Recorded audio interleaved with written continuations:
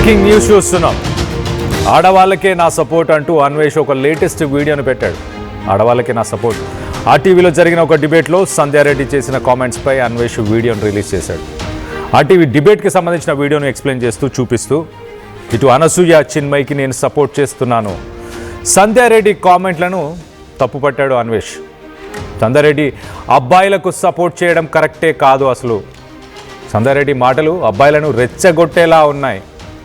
దానివల్ల ఏమైనా జరిగే అవకాశం ఉంటుంది. మీరు ఇలా అబ్బాయిలను రెచ్చగొడుతూ పోతే రోడ్లపైన అఘాయిత్యాలు జరుగుతాయి అంటూ ఆయన ఒక వీడియోని అయితే రిలీజ్ చేశాడు. సో మొత్తం మీద ఈ ఆర్టీవీకి సంబంధించిన డిబేట్లో సంధ్యారెడ్డి మాట్లాడిన కామెంట్స్ మీద ఇటు అనసూయ రెస్పాండ్ అయింది, దాని తర్వాత చిన్మయ్ రెస్పాండ్ అయింది, ఇప్పుడు అన్వేష్ కూడా రెస్పాండ్ అవుతున్నాడు.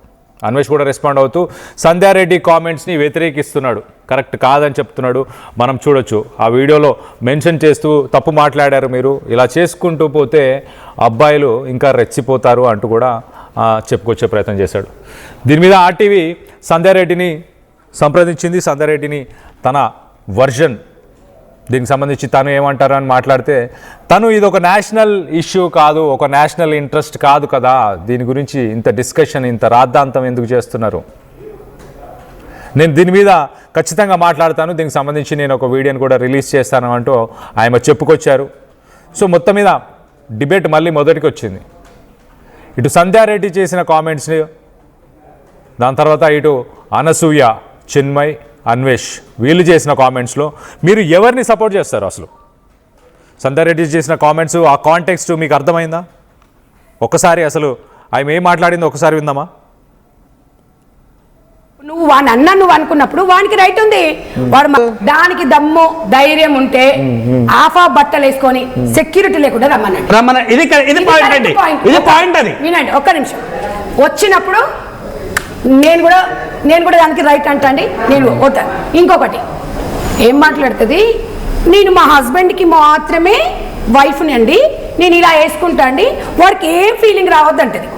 నువ్వేమనుకుంటున్నావు, వీళ్ళంతా నాకు బ్రదర్స్ అండి అంటే, వాడు కూడా ఇగో ఈ 40 చిత్తకార్తి కుక్కలు ఉన్నాయి కదా, ఈ చిత్తకార్తి కుక్కలు దాని అందం చూడాలని అనుకుంటున్నాడు, మరదలు అనుకుంటాడు.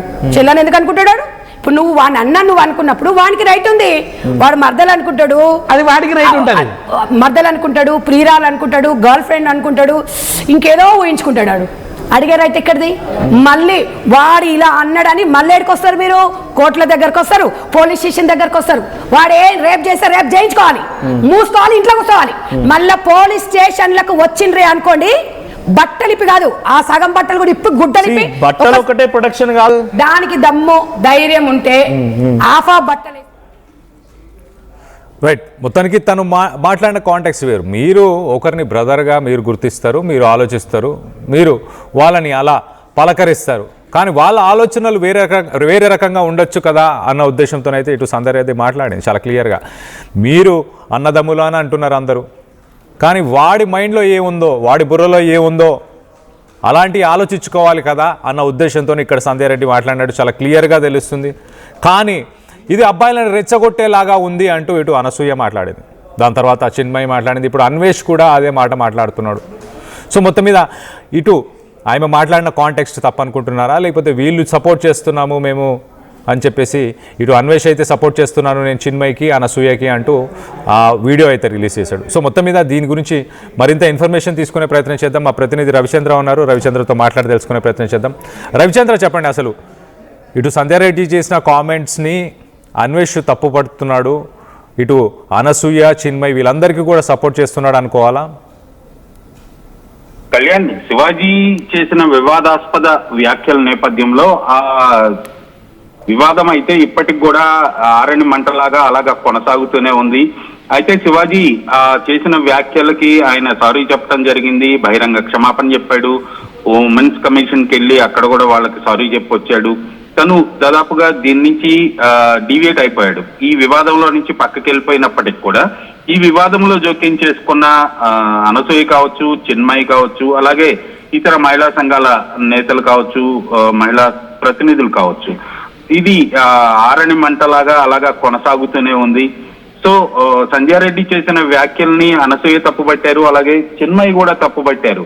చివరికి ఇప్పుడు వివాదాస్పద వ్యాఖ్యలు భారతదేశం గురించి భారతదేశ సమగ్రత గురించే వివాదాస్పద వ్యాఖ్యలు చేసిన ఈ అన్వేష్ కూడా మరలా ఇప్పుడు సంధ్యారెడ్డి చేసిన వ్యాఖ్యల్ని తప్పుపడుతూ మీరు మగవాళ్ళని రెచ్చగొడుతున్నారు, నా సపోర్టు అనసూయ అలాగే చిన్మయికే అంటూ వ్యాఖ్యలు చేయటం ఇప్పుడు మరో వివాదానికి తెరలేపిందని చెప్పుకోవాలి.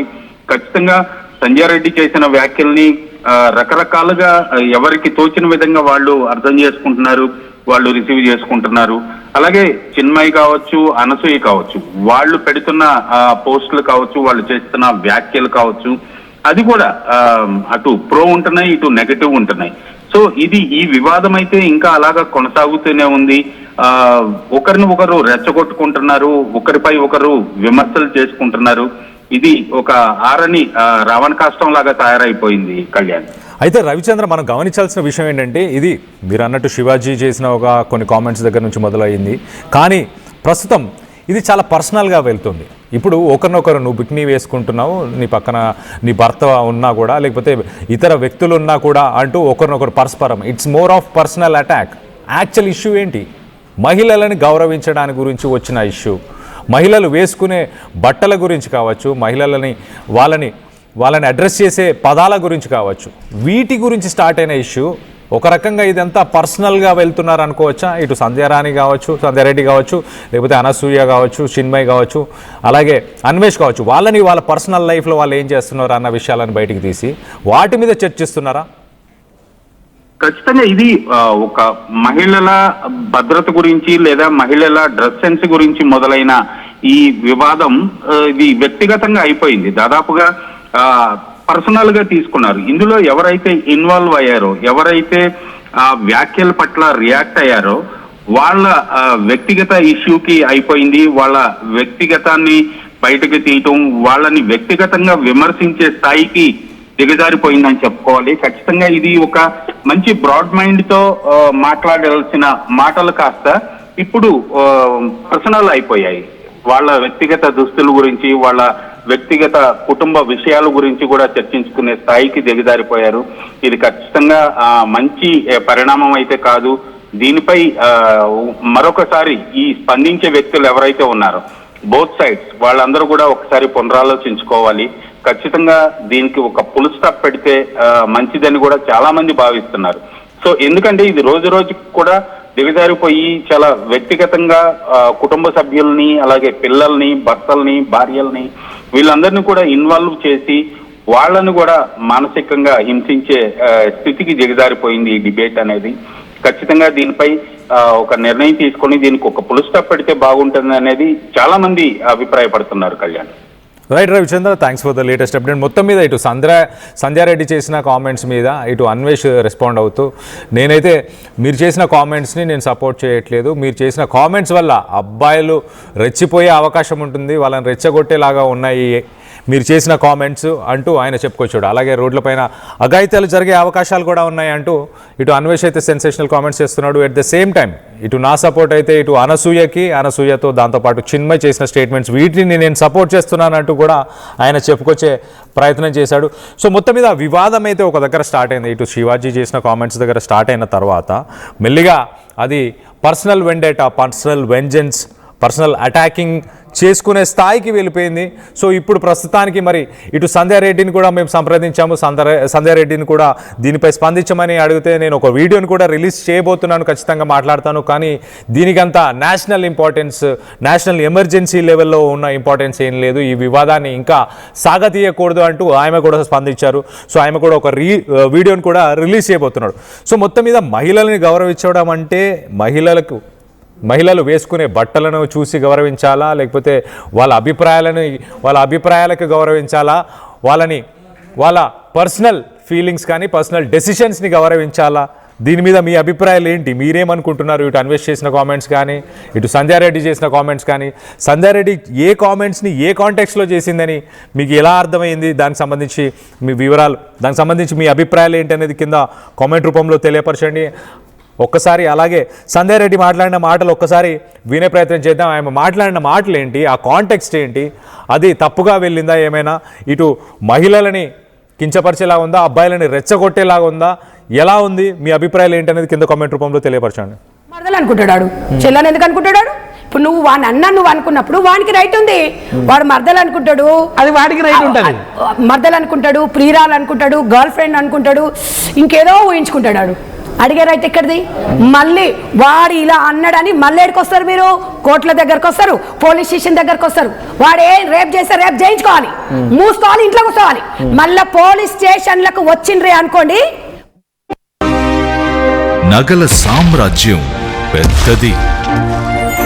మన వేడుకల్లో నగల పాత్ర పెద్దది.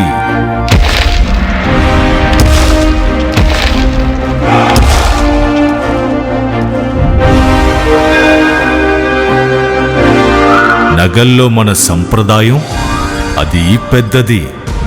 అదే విధంగా నగలు కొనేటప్పుడు మీ సేవింగ్స్ కూడా ఇకపై పెద్దగా ఉంటుంది. బంగారు నగల చరిత్రలోనే లేని విధంగా అన్ని నగల తరుగును ముందు కన్నా ఇంకా తగ్గించాం. ఈ తక్కువ తరుగును చూస్తే వెంటనే నగలు కొనేస్తారు.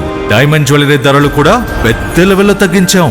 ఇకపై అందరూ డైమండ్ జ్యువెలరీ కొనుక్కోవచ్చు.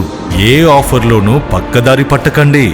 Compare compare compare. ఇక్కడికొచ్చి కంపేర్ చేస్తేనే తెలుస్తుంది మీకు ఎంత పెద్దగా డబ్బులు ఆదా అవుతుందో అని. డబ్బులు ఎవరికి ఊరికే రావు.